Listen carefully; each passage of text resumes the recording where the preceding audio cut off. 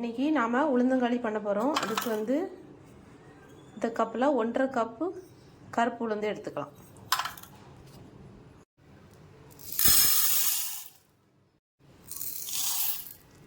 இப்போ இதை ஒரு 2-3 தடவை நல்லா கழுவி எடுத்துக்கலாம். கருப்பு உளுந்தில் நிறைய அழுக்கு இருக்கும், அதனால் நம்ம வந்து ஒரு 5 டைம்ஸ் கூட நல்லா கழுவி எடுத்துக்கலாம். அடுப்பு ஆன் பண்ணி கடாயை வச்சு, கடாய் சூடான உடனே நம்ம கழுவி வச்சுருக்கோம் பாருங்கள் கருப்பு உளுந்து, அதை கடாயில் போடும். நம்ம வந்து அடுப்பு தீயை வந்து சிம்மிலேயே வச்சுட்டு கலரி விட்டுட்டே இருக்கணும். நல்லா வாசனை வர வரைக்கும் கலராகும். அடுப்பை வந்து சிம்மிலே வச்சுட்டு பண்ணணும். இப்போ எந்த மெஷரிங் கப்பில் உளுந்து அளந்தோமோ அதே கப்பில் ஒரு 1/2 கப்பு பச்சரிசி எடுத்து கழுவி எடுத்து வச்சுப்போம் சைடில்.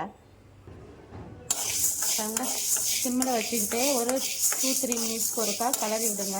இல்லைன்னா அடியில் உள்ளது மட்டும் ரொம்ப கரிஞ்சு போயிடும். அதே நேரத்தில் இன்னொரு கடாயில் சூடு பண்ணி கழுவி வச்ச பச்சரிசி ஆட் பண்ணி அதையும் பொன்னிறமாக வறுக்கணும்.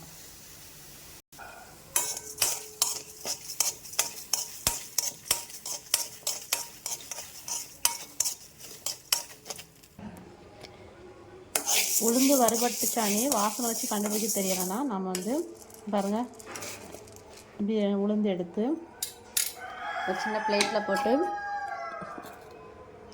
சாப்பிட்டு பாருங்கள். நம்ம சாப்பிடும்போது நல்லா மொறுமொறுன்னு இருந்துச்சுன்னா அடுப்பை ஆஃப் பண்ணிடலாம்.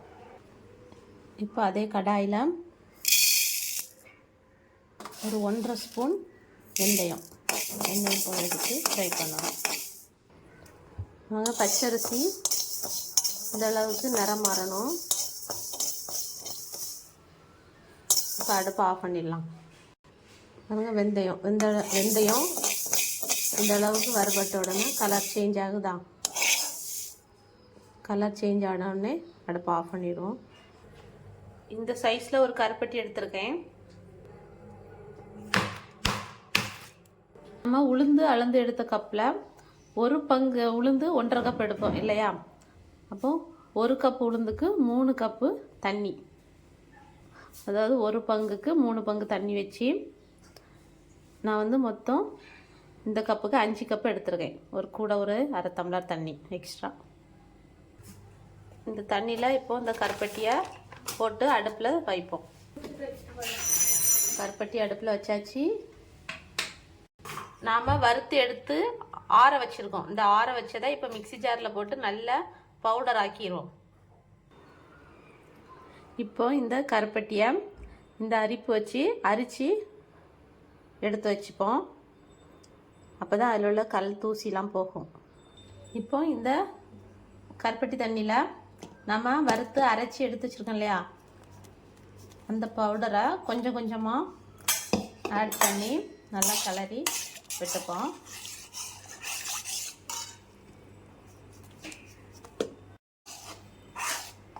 பாருங்க, இந்த கட்டியை எதுவும் துண்டு துண்டாக எதுவும் இல்லாத அளவுக்கு நல்லா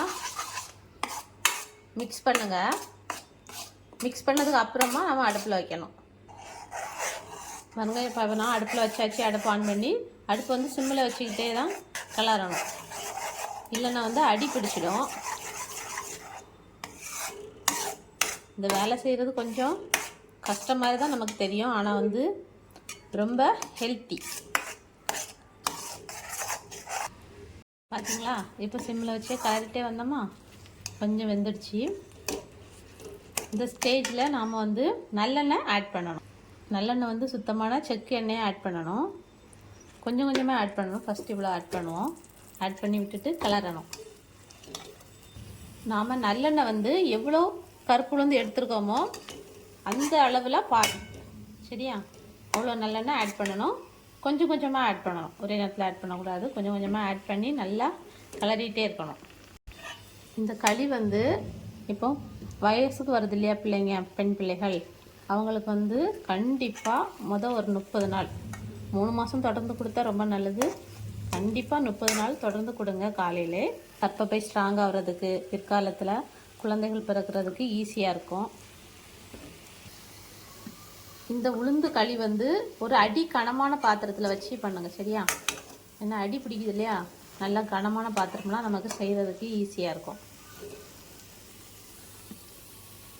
இந்த ரெசிபி பிடிச்சிருந்துன்னா என்னோடய சேனலை மறக்காமல் சப்ஸ்கிரைப் பண்ணுங்கள்.